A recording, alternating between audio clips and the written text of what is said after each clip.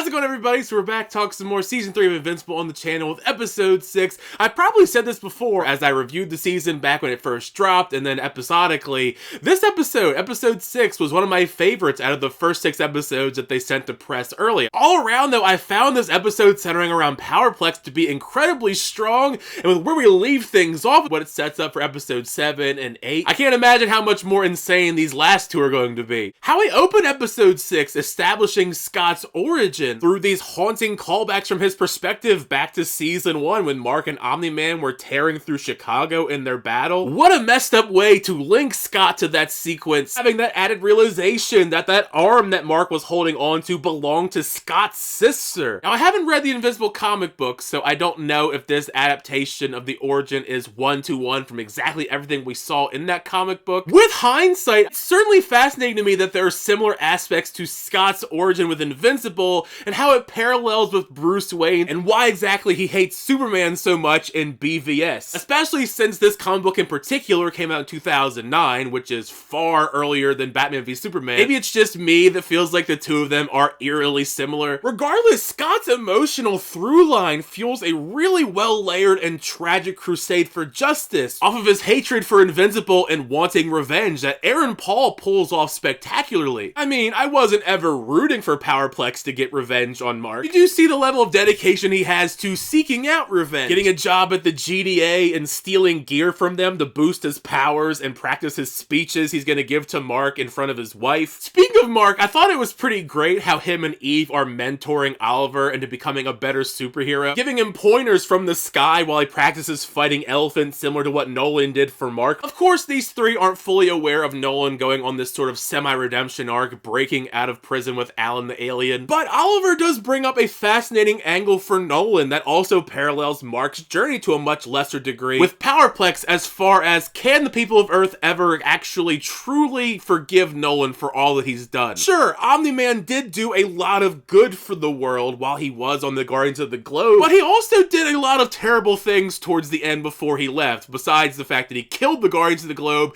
beat up Mark, and was going to try and take over the world. There's a bit of complexity on how you view the situation and the complications that come with being a hero and public perception, which is something that we'll continue to see Mark grapple with, seeing the ramifications of his action when he attends the memorial for Chicago. We even see these dilemmas go hand in hand with some of the former members of the Guardians of the Globe now that Rey is telling Rex that she wants to quit. Because of all the trauma and horrific things we've seen both Rex and Rey go through, it's understandable that this lifestyle somebody would try to want to get out of this line of work, the life or death nature of every single time you go out and try to stop somebody. What made this scene genuinely much sadder, though, is Rex's reaction to the news. When he opens up to Rey, he believes that being a hero is literally all he's ever known, so he doesn't exactly know what to do with his life if he's not being a hero. It's a real shame, because as much as I enjoy the Guardians of the Globe stuff, it's a bummer that a lot of their screen time is brief and kind of adjacent to the main storyline. Since I do enjoy their bits and pieces that they do get in the episodes, it just feels like sometimes they're just thrown in. That's even including Robot making a belt for Monster Girl that fixes her de-aging problem every time that she transforms. A pretty great scene, but it just feels like it's kind of just thrown into the mix or out of nowhere. Something that surprised me as far as the conflict brewing between Powerplex and Invincible is the way that the story in Episode 6 gradually builds to their confrontation, because Mark does not really try and seek out him for a very long time, as he's watching Powerplex cause mayhem in the streets, demanding to fight. Instead of going out there and fighting him himself, he figures someone else is going to deal with it so he can have fun and go bowling with his friends. By the way, I always think it's really cool how they use the Invincible title card in every single episode, the creative ways that it's used. This one here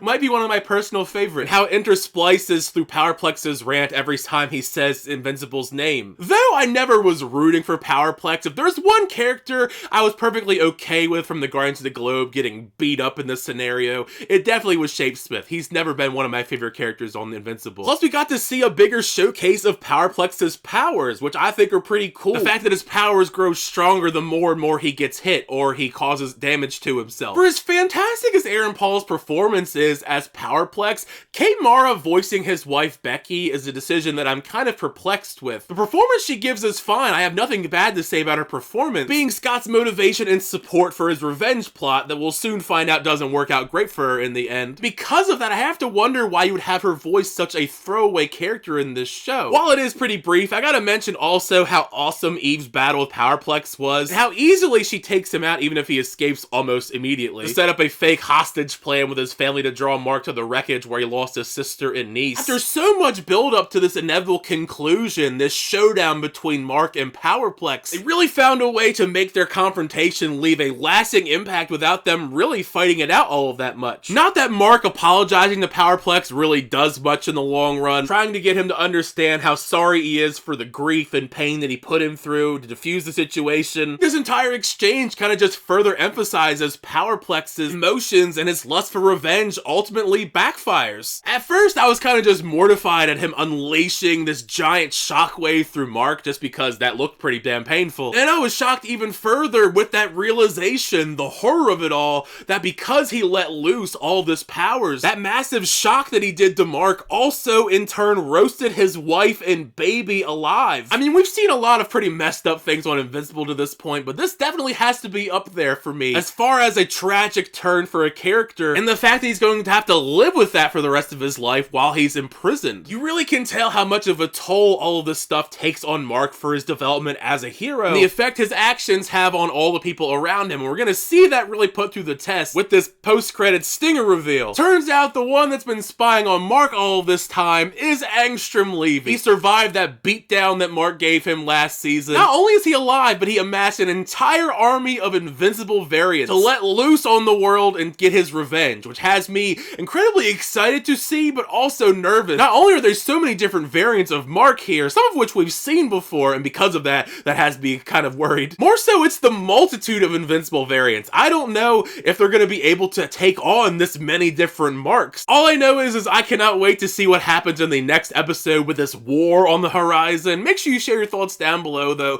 What'd you think of this episode of Invincible? Did you like the episode? Did you not like the episode? Thank you guys. As always, check out videos. I always do appreciate it. Make sure you like on the video and also subscribe to the channel to update reviews, reactions, unboxings, and more. Until next time, I'll see you guys later.